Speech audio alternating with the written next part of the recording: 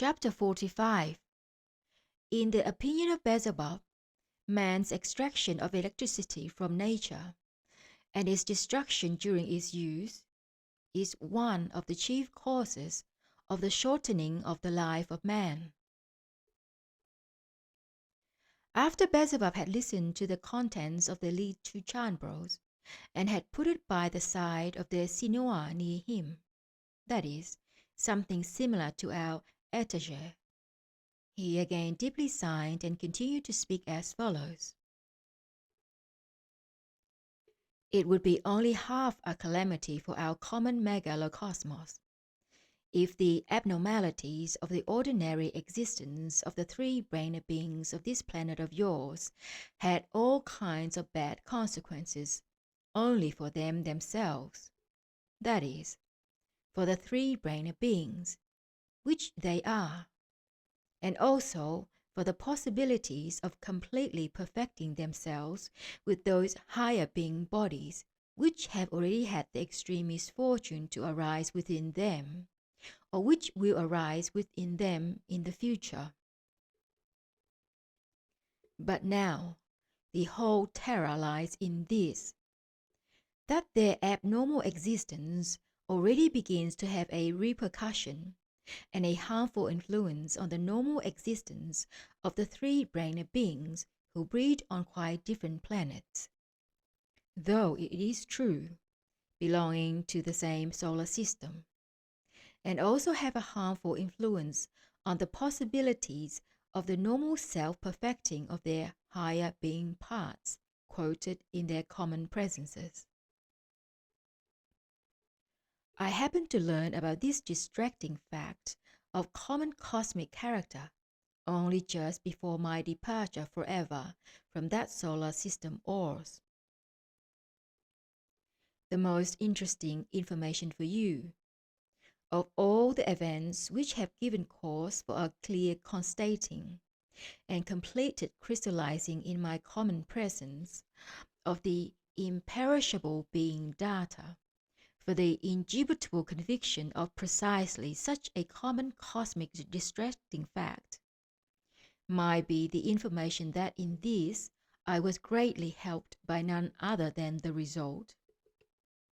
or as your favorites would say, the son of my essence friend Gornahoor Harharkh, the young conscious individual Gornahoor Rakhoorkh, who also, like his producer, devoted the whole of his existence to the study of all the details of the properties of the cosmic Omnipresent-Okidanokh, and also, little by little, became worthy of being considered one of the what are called higher degree common cosmic learned three-brained beings. Do you know, my boy? In consequence of the fact that all the events and conversations which served as the cause of the gradual elucidation and crystallization in me of the data for the indubitable conviction of such a common cosmic distracting fact are in general very interesting, and might be for you very instructive, and, as only the reflections of the sphere of our dear Karatas are meanwhile visible, I will tell you also about this in somewhat greater detail. In order to give you a further representation about why in my being the data has been crystallized for the constating and thorough cognizing of this, I shall tell you, in its order, about what proceeded, and shall begin from the moment when, while still on this planet of yours, I first heard about my full pardon. As soon as I heard about this special most glorious act of grace toward me, I, of course, decided at that very moment to return at the first opportunity to the dear essence place of my arising. And for this it was necessary for me first of all to ascend to the planet Mars in order thoroughly to prepare for such a long journey. Several days after I have left your planet forever, I, as always, returned on our same occasion to the planet Mars. Arriving there on the planet Mars, we soon received a command from above that I and all other beings of our tribe who wished to return to the place of their arising should assemble on the planet Saturn, using the ship Occasion, on which planet that large inter-system ship Omnipresent would land, which would bring us all to our destination. I nevertheless had to exist on the planet Mars for a certain time in order to liquidate all my personal affairs there, and to give various orders concerning the beings of our tribe. And it was just at this time that I was told that the Too-Nef-Tef there very much wished to see me. Too-Nef-Tef on the planet Mars is the name given to the being who is the head of all the three-brained beings breeding on this planet, and he is like that being who in the same position on your planet is called King. I knew this Too-Nef-Tef, or King, in his youth when he was only a Plet-Perf-Noof, and a Plet-Perf-Noof is almost the same as our Zirlikners, or, on your planet Earth, physicians. Apropos, I must also tell you that on almost all the planets of our great universe, and likewise on the other planets of this solar system also, a being becomes the head of beings by merit, just from among these former Plet-Perf-Noofs, or physicians. My first meeting with the Martian Too-Nef-Tef took place when we first arrived on this solar system and settled on this planet Mars. He was then a Plet-Perf-Noof just on that part of the surface of this planet where I and all who came with me had the place of our residence. Since then, existing on various parts of the surface of the planet Mars in the capacity of Plet-Perf-Noof, he merited becoming the head over all the beings breeding on the planet Mars. And when he neared the state of the sacred Ischmetch, he desired to return to just that part of the surface of his planet where he had spent his youth. That is why this former Plet-Perf-Noof, now Too-Nef-Tef, happened at that time to be near the place of my residence on Mars. This Martian Too-Nef-Tef was, according to the notions of your favorites, already an extremely old being. He was, by the time calculation of the planet Mars, about 12,000 Martian years old, which is only a little less than the time calculation of the Earth. Here, you must be told that on the planet Mars, the duration of the existence of beings in general is almost the same as that of the three center beings of all the other planets of our megalocosmos, excepting, of course, those beings who are directly formed from the first Tetar-tocosmoses, and whose duration of existence may be 3 times as long. The three-brained beings arising and existing on the planet Mars, as well as the three-center beings of all those planets of our megalocosmos, on which an existence normal for three-center beings proceeds, also have full possibility of reaching the state of the sacred Ischmetch, namely, that being's state when the existence of a being already becomes dependent, as regards the most great cosmic Iraniranumange, only on those substances which arise directly from the manifestation of the most holy prime source itself, and not as it proceeds in the other beings whose existence depends on cosmic substances arising through the results of all corresponding gravity center concentrations of the common cosmic fundamental Ansabaluiazar. And when they reach this state of the sacred Ischmetch, and the reason of their higher part is already perfected up to the required gradation of the sacred measure of reason, then in the first place, the process of the sacred Rkhee may also proceed in with them, but only by their own wish. And secondly, their highest being body is taken directly to the holy planet Purgatory. And so, when I returned to the planet Mars from the planet Earth,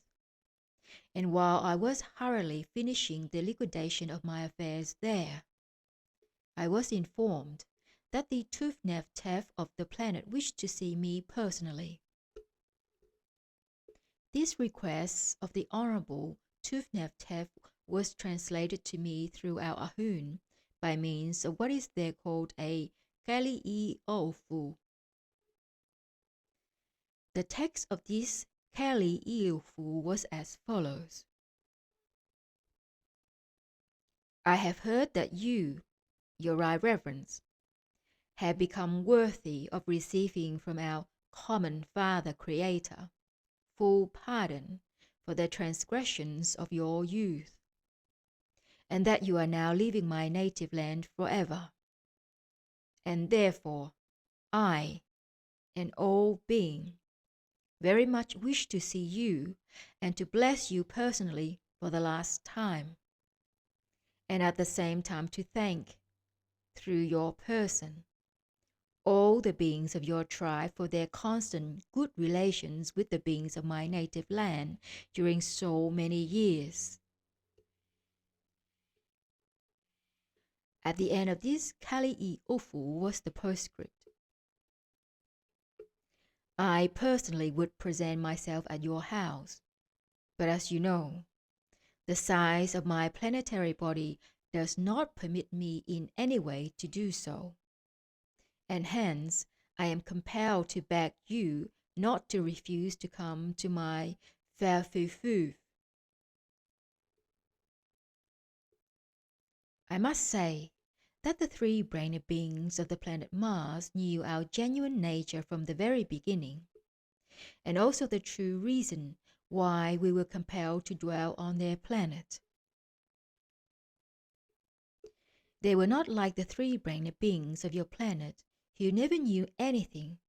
and never even suspected who we were and why we existed on their planet. And so, my boy, when I received the said invitation from the Honorable Too-Nef-Tef, I, of course, immediately decided to go to him without delay. And when I arrived there, this, in the full sense of the word, great Too-Nef-Tef, after all the prescribed ceremonies and exchange of courtesies, turned to me as we were talking, with his request, which was just the cause for the subsequent crystallization in me of corresponding data for the indubitable conviction that the results ensuing from the abnormal existence of the three-brained beings of your planet had already begun to act harmfully also on the ordinary existence of the three-brained beings arising and existing on the planet Mars, in respect of their potency to perfect themselves as is proper to all three-brained beings. I shall try to give you in our speech the contents of this request of the great Too-Nef-Tef almost literally. He then said as follows: Your Right Reverence, thanks to the most gracious pardon granted to you from above, you have again acquired the right freely to actualize your justly merited wishes. And thanks to this all-embracing grace, you have again all the possibilities of becoming what you might long ago have been owing to your formerly acquired merits as regards reason. And of course, from now on, you, Your Right Reverence, will undoubtedly meet various individuals corresponding to your reason, who have already reached the higher gradations of reason. And so, I take the liberty of applying to you, as my old friend, with the request which consists in this, that on meeting these individuals, you should remember about me, an old being, and not forget to ask their opinion about that fact, which during recent years has almost all the time been a shock for the arising of disturbing associations in all my spiritualized parts. And that when you will have learned their opinion, not to refuse to communicate it to me somehow or other at a suitable occasion. And he continued further. The point is that during the last few Twofoos, I constated very definitely that among the beings of our planet, the Noorfooftafaf increases each Twofool, and parallel with this, I observed in them a proportional diminishing of the intensity of their potency for the possibility of active mentation.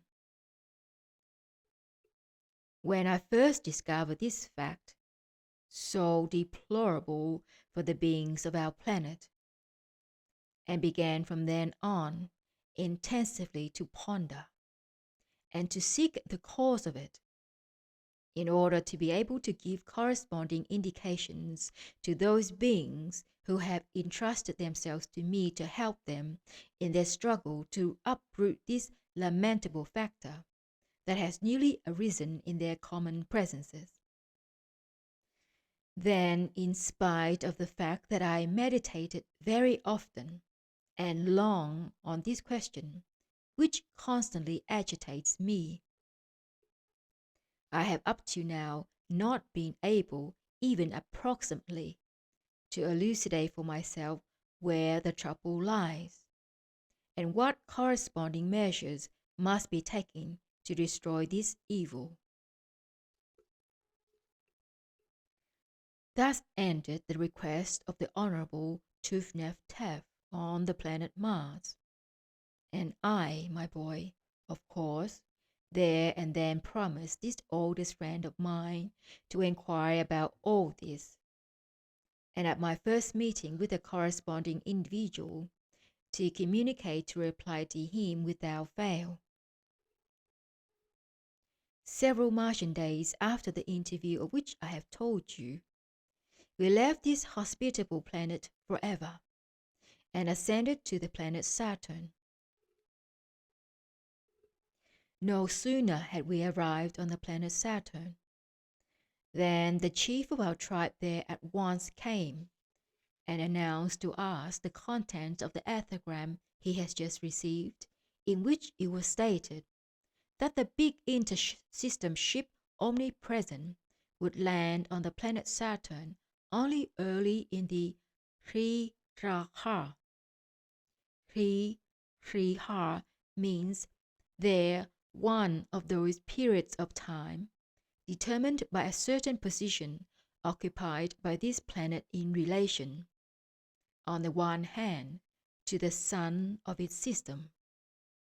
and on the other, to another planet of this same system called Neptune. There are in 1 year 7 of these definitely established periods there on the planet Saturn, and each of them has its own name. As by the time calculations of the planet Mars, there yet remain to this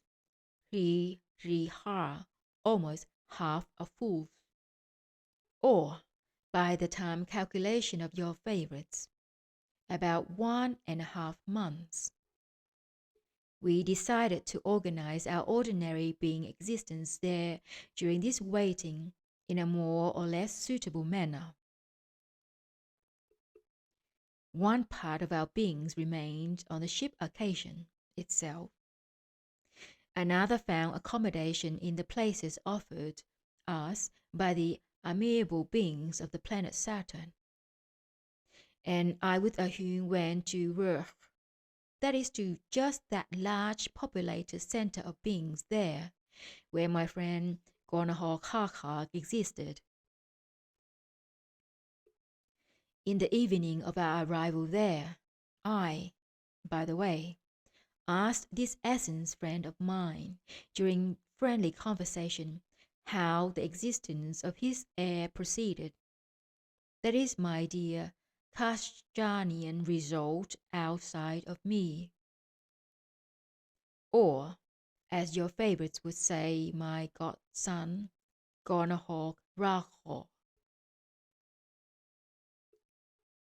He thanked me and said that Rkhee existed quite well, that he had already become his heir in all respects, and that he had made the aim of his existence also the study of the details of the omnipresent substance, Okidanokh, which had previously been for himself also the aim of all his responsible existence. After having paused a little, he added that in respect of the knowledge attained of the question of the cosmic substance Okidanokh, his heir had already, as he expressed himself, smelled out its very essence. He said further that, owing to the results of the scientific attainments of his heir, all the data for every conviction that had been previously crystallized in his essence,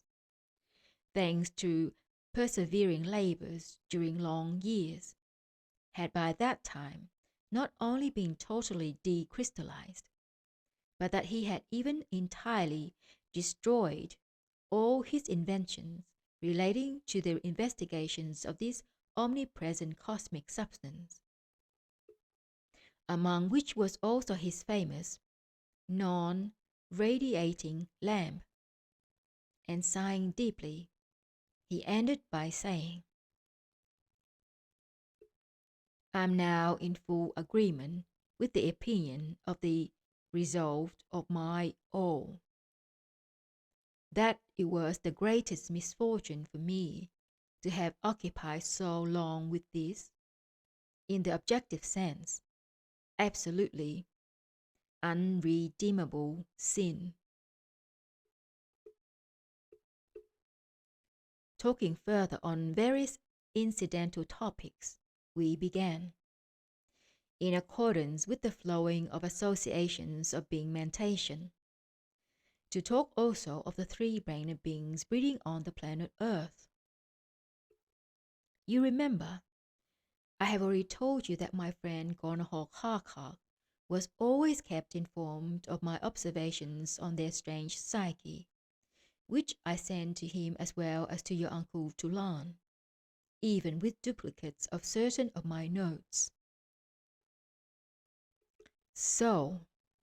as we were talking of these three-brained beings who have taken your fancy, Gornahoor Harharkh happened by the way to ask me, tell me, please, my friend, is it possible that the general duration of existence of these unfortunates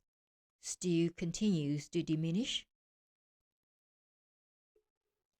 When I began to explain to him the state of affairs there at the present time on this question, and the new data I had elicited concerning that abnormality there, just at that moment, the result of Gornahoor Harharkh,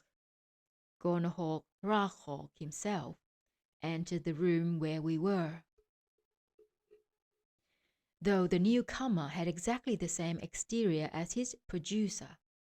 he had the appearance of being very virile and full of fiery youth. When he had taken his place on his perch, as is proper to the three-brained beings of that planet, he began, as is usual to them, to welcome me in an angelically musical voice, with kind and self-satisfying wishes of being feeling. And in conclusion he said, with a certain pathos,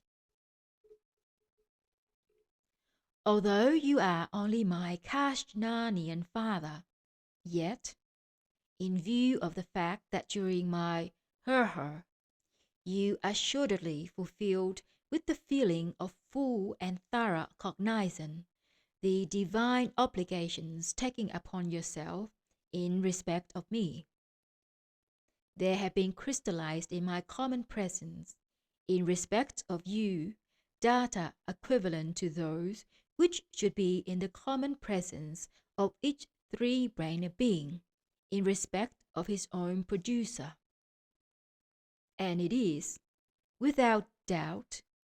just because of this that I very often remember you, and each time in my thoughts I wish for you such ensuing circumstances at all times as can lead in general to, in the objective sense, a good and happy future." You probably, my boy,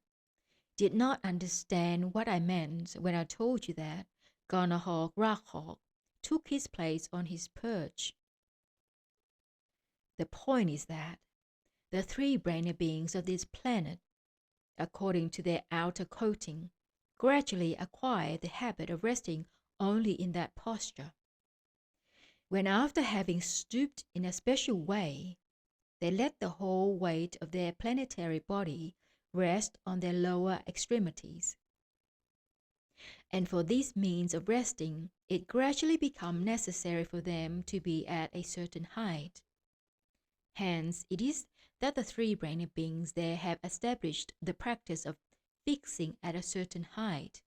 in the rooms where there exist special sticks for resting, which they call perches. I may as well say also that these perches of theirs are usually embellished with various knickknacks, or carved with all kinds of figures, just as is done by your favorites also, when they manifest the same weakness in regard to what they call their furniture. And so, after having taken his place on his perch and expressed his welcome, my dear Kesdjanian result outside of me, or my godson, Gornahoor Rakhoorkh, began to take part in my conversation with Gornahoor Harharkh. And so, my boy, when during our general conversation on various topics, I, by the way, became interested to learn from my godson what was the reason which led to the crystallizing in his presence of data for the engendering of the impulse to interest himself seriously in the sphere of the elucidating of the details of the omnipresent cosmic substance Okidanokh, thanks to which he also, like his producer, had become worthy to make certain great cosmic discoveries. Then, after young Rakhoorkh's reply with explanatory details to this question of mine, the fact became clear to me that the abnormal existence of your favorites already began to act harmfully on the normal existence and on the conscious self-perfecting of beings breeding on the planet Mars. And at the same time, thanks to these detailed replies of his, which was based on scientific foundations, I drew also data for the elucidating of that question, for the solution of which my old Martian friend, the great Too-Nef-Tef, had applied to me with his request. I will try, my boy, to reproduce to you in our speech all the thoughts of this reply of his, also as exactly as possible. After having thought a little at the question which I had put to him, Gornahoor Rakhoorkh replied with deep seriousness. At the beginning of my existence, namely, at the age when I was still preparing to be a responsible being, I,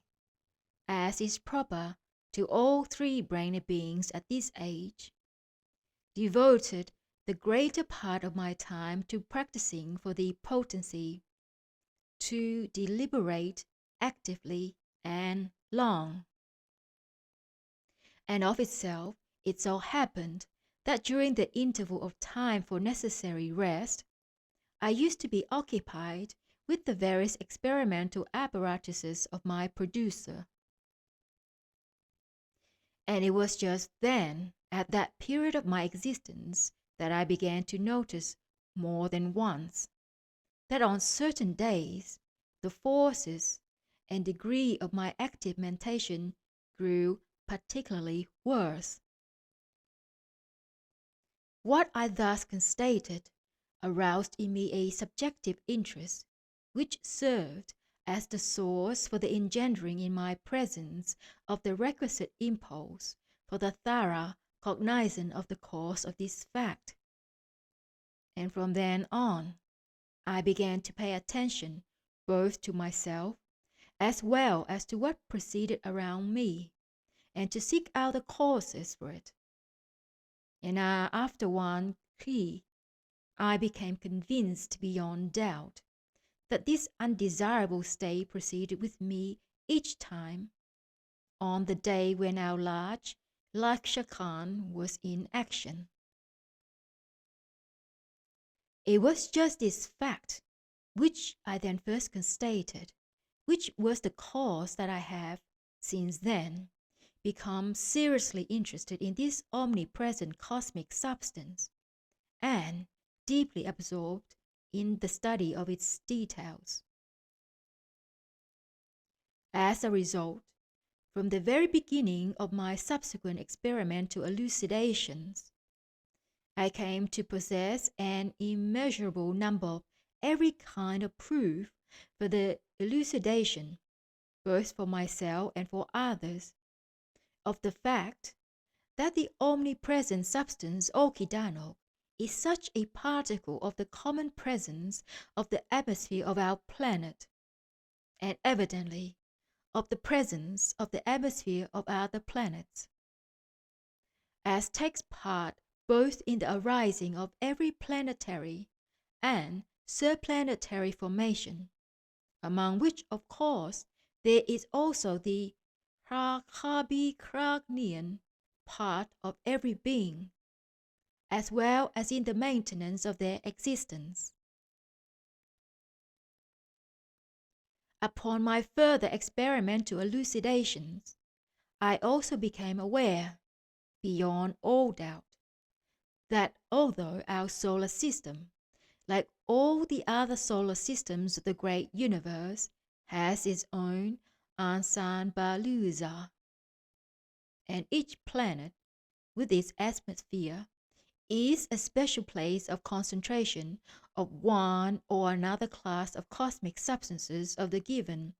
systematic Ansanbaluiazar. Yet, nevertheless, the cosmic substance Okidanokh is an indispensable and predominant part of the presence of each planet. And later, also thanks to my experiments, it became clear to me that this cosmic substance is, owing to the common universal equilibrium, concentrated in every system in a strictly corresponding proportion, and is distributed also in a strictly definite proportion between the atmosphere of each planet of the given solar system, and that when this universal substance is used up by accident or design in any one place of the atmospheric space, it must without fail be replenished for the equilibrium of its common proportionalness in the atmosphere. And this proceeds by its flowing in from other places.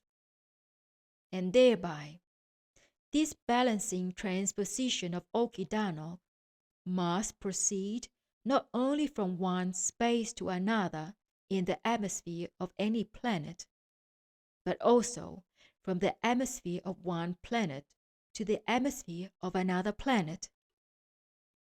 If it is other planet for some reason or other more than its established norm is used up. Finally, I still further very definitely, and from every aspect make clear to my reason, and prove to others, that the omnipresent cosmic substance Okidanokh present in our atmosphere, and which is constantly being replenished, is for the common present of our planet not only necessary and most important for every kind of arising and maintenance of existence, but also that the essence of every relatively independent intraplanetary and subplanetary formation, as well as of the beings of every system of brains and external coating, depends on this substance. And likewise, that the possibilities for three-brained beings to perfect themselves, and ultimately to blend with the prime cause of everything existing, depends exclusively also on it. I repeat, as a result of all my experimental elucidations, I very definitely cognize for myself and acquired indubitable data for the possibilities of proving from every aspect to all those around me, beings like myself,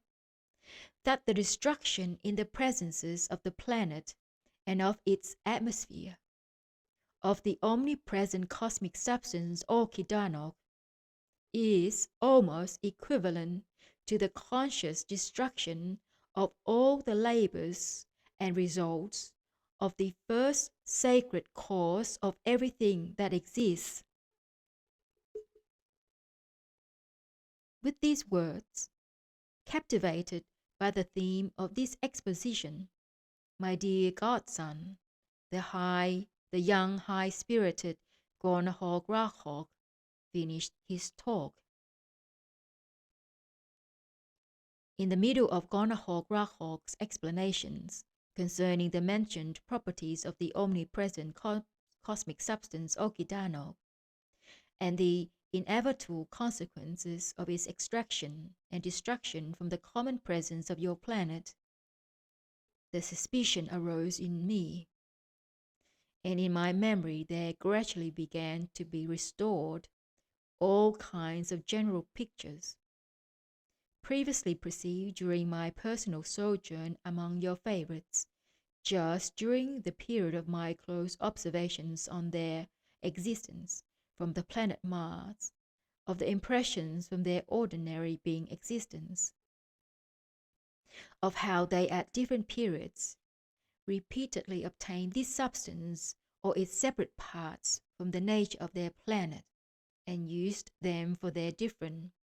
naively egoistic aim.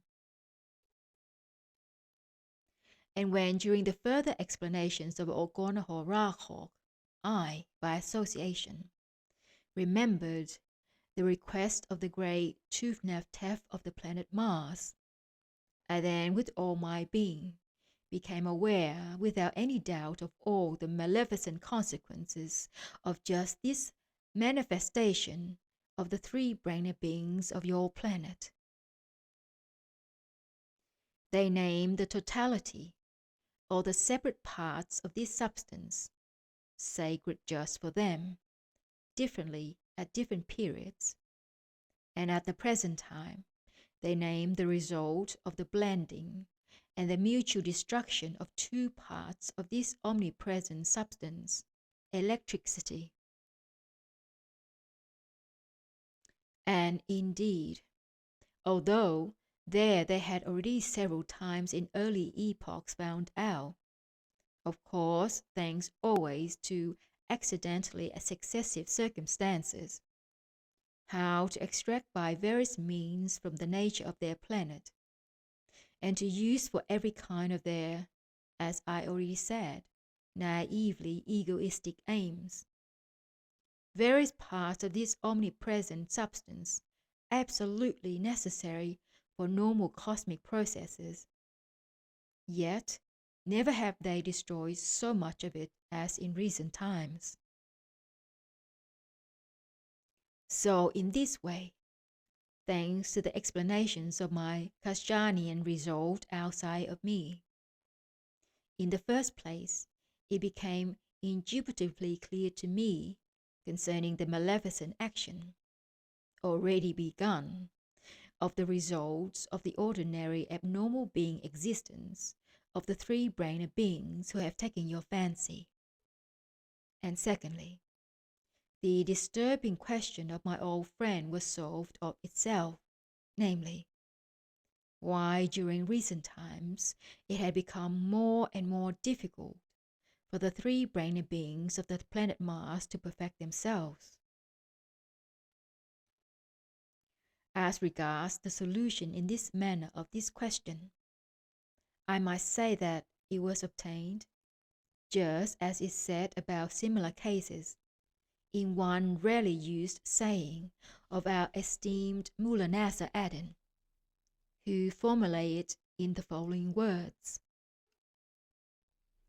one can never know who might help you to get out of galoshes. And the solution of this question was thus obtained,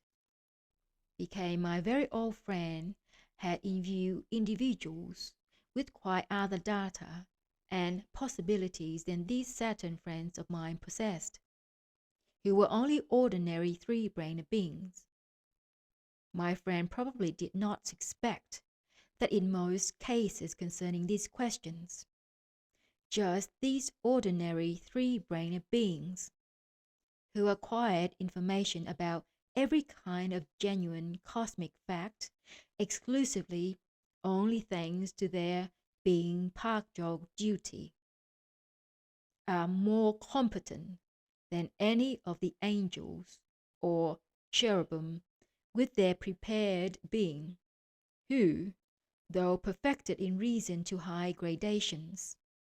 yet as regards practical confrontation may appear to be only such individuals as our always respected will-lessness Adam defines in the following words: never will he understand the sufferings of another who has not experienced them himself, though he may have divine reason and the nature of a genuine devil. At this point of Beelzebub's tales, there were diffused all along the inter-system ship Karnak artificially produced vibrations, which had the property of penetrating into the common presences of all the passengers of the ship,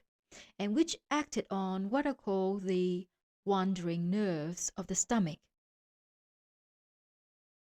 This artificially produced manifestation was an announcement to the passengers about their assembling in the common what is called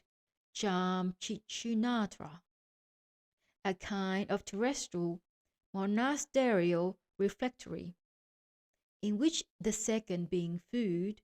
is collectively taken.